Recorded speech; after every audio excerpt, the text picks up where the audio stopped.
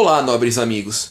Eu sou o príncipe exilado Lucas Possalski, segundo Lucas Docs, e nesse vídeo, continuando aqui nossa série sobre a instituição da Igreja Católica, dessa vez falarei para vocês sobre a relação de suzerania e vassalagem da Igreja de suas terras. Porque sim, este é um assunto muito interessante, e não sei o quão necessário ele é realmente para entender a Idade Média em si, mas eu posso ter certeza que ele vai ajudar a compreender somente o período mais final dela, em função da importância que a Igreja teve nele. Bom, para começarmos o vídeo, a primeira coisa que eu diria para vocês é que, sim, como eu falei no outro vídeo lá sobre terras, a igreja possuía terras feudais. E sim, não é porque eram da igreja as terras feudais que, elas estavam sendo tratadas completamente diferenciadas das demais terras feudais do mundo. Não, pelo contrário. As terras da igreja eram tão terras feudais quanto qualquer terra de nobre ao longo da Idade Média. No outro vídeo eu expliquei como é que era a administração, que provinha a partir de representantes da igreja destinados a cada terra. E no outro vídeo eu já deixei um pequeno spoiler falando que sim, a igreja poderia ser suzerana e poderia ser vassala. Poderia incorrer em dupla vassalagem e ainda assim, isso pouco afetava ela em si como um todo. Então vamos lá. Primeira coisa, pelo fato da igreja possuir terras, muitas vezes ela ganhava essas terras como heranças ou doações de outros nobres ou reis. Então, por exemplo, vamos supor que eu sou um rei e eu tenho o feudo aqui. Vamos supor que eu desse um pedacinho dele para a igreja, como vassalo. A igreja ia passar a possuir esse pedaço de terra, e em troca ela deveria vassalagem a mim, caso aceitasse esse pedaço de terra para ela. Ela estaria juramentada a minha aliança militar neste pedaço de terra. Como eu já expliquei no vídeo lá de dupla vassalagem, o que condicionava a vassalagem a uma pessoa era a terra, e não o fato de ser uma pessoa em si, muitas vezes. Principalmente para aqueles que possuíam terra. Para os que não possuíam, talvez pudesse ocorrer uma coisa mais ligada ao indivíduo, mas para os que possuíam terra, o condicionamento de vassalagem era sem dúvida a terra. Então, nada mais normal que acreditar que se a igreja que recebeu uma terra como vassalagem, ela tivesse que jurar sua vassalagem naquela terra a um determinado suzerano, o que implicaria nada mais nada menos que a suzerania e vassalagem comum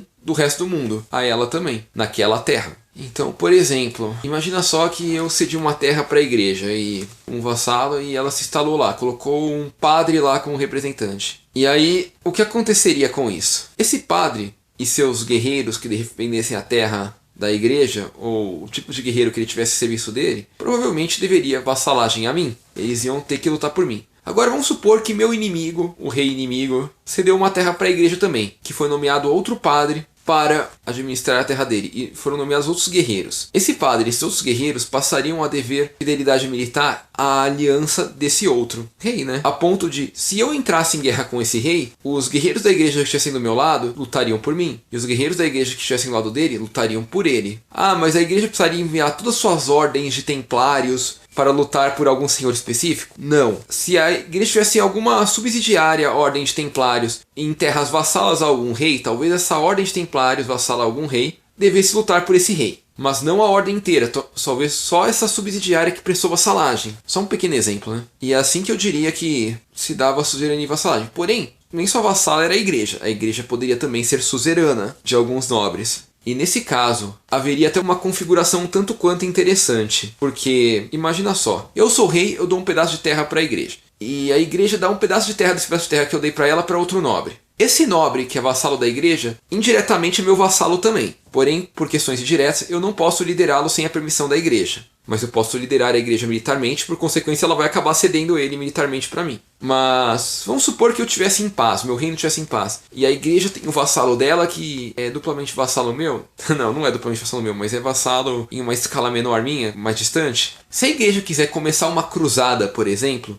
enquanto meu reino está em paz, ela pode sim se utilizar dessa vassalagem para iniciar uma cruzada, porque afinal, quer queira ou quer não, o cara ainda é vassalo da igreja. Então muitas das cruzadas que a igreja promoveu ao longo da história foram decorrentes de senhores vassalos da igreja. Lógico, houveram nobres que foram por livre e espontânea vontade lutar por uma causa que eles consideravam santa. Mas muitas das cruzadas e muitos guerreiros cruzados que foram para a guerra, que não eram templários em si, vamos dizer assim, não eram cruzados por ordem militar religiosa, eram vassalos da igreja, que no reino pelo qual prestavam vassalagem estavam em paz, não estavam envolvidos em conflito, então eles recebiam a permissão de ir para uma guerra santa. E aí, nesse caso, o dever deles para a Guerra Santa não era por motivos religiosos em si, mas por motivos de suzerania e vassalagem. Se pararmos para pensar, as próprias ordens religiosas dos templários, dos hospitaleiros, dos teutônicos, nada mais eram do que ordens religiosas vassalas à igreja. Havia uma causa religiosa no meio? Havia, mas no fundo nada mais eram do que uma relação de suzerania e vassalagem entre uma ordem e a grande instituição da igreja. Então até aqui nesse momento já falei sobre a igreja poder ser vassala, da igreja poder ser suzerana, sobre a igreja poder ser envolvida em conflitos de dupla vassalagem e até lidar com eles, como ela poderia provavelmente lidar com eles, né? Porque afinal essa questão do vassalo da igreja também, isso é meio óbvio que o vassalo da igreja, no trecho que ela era vassala do rei X, ia lutar pelo rei X, enquanto o que fosse correspondente ao do rei Y ia lutar pelo rei Y, também é meio óbvio, né? Mas enfim, já cheguei a tocar em todos esses pontos aqui. Agora, mais do que isso, em alguns casos, principalmente no estado papal, ou em terras papais, vamos dizer assim, isso aí é um caso mais interessante, porque houveram casos onde a igreja chegou à posição de monarca.